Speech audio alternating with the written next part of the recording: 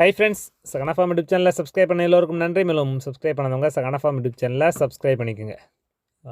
மழைக்கான சூழல் ஆரம்பிச்சிருச்சு. இனி வரும் நாட்களில் வடகிழக்கு பருவமழை ஆரம்பிக்கும். அதனால் நம்ம ஃபீல்டு ஃபுல்லாக பார்த்துக்கிட்டிங்கன்னா எல்லாமே மான்கள் மேய்ஞ்சிருச்சு.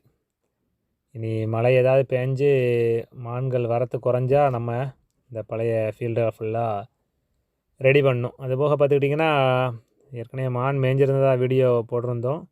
இப்போ வந்து பார்த்துக்கிட்டிங்கன்னா எங்கே பார்த்தாலும் ஃபுல்லாக மான்களுடைய புழுக்கையாக தான் கிடக்கு இடம் முழுக்க.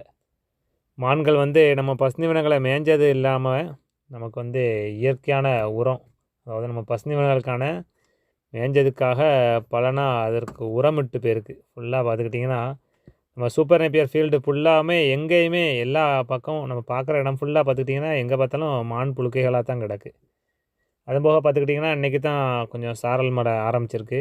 இன்னும் நாளை கனமழைக்கு வாய்ப்புன்னு சொல்லியிருக்காங்க. தொடர்ந்து ஒரு வாரம் மழை பெய்ய ஆரம்பிச்சிருச்சுன்னா மான்களுக்கு வந்து அதுக்கு தேவையான பசுந்தீவனங்கள் வந்து புல் வந்து காடுகளில் விழுந்துட்டா அதுங்களுடைய வரத்து குறைஞ்சிரும். நம்ம பழையபடி இந்த ஃபீல்டை ஃபுல்லாக இதற்கு தேவையான உரமிட்டு தண்ணீர் விட்டு நம்ம சரி செஞ்சு கொண்டு வரணும். ஏன்னா மழைக்காடுகளில் வந்து போதுமான மேய்ச்சல் இல்லாத காரணத்தினால தான் அதுங்க வந்து விவசாய நிலங்களுக்குள்ளே வந்து பசுந்தீவனங்களை வந்து சேதப்படுத்துது. இனி வரும் நாட்களில் மழை ஆரம்பிச்சிட்டா மான்களுடைய வரத்து குறைஞ்சிரும். நம்மளும் தீவனங்களை சரி செஞ்சிடலாம்.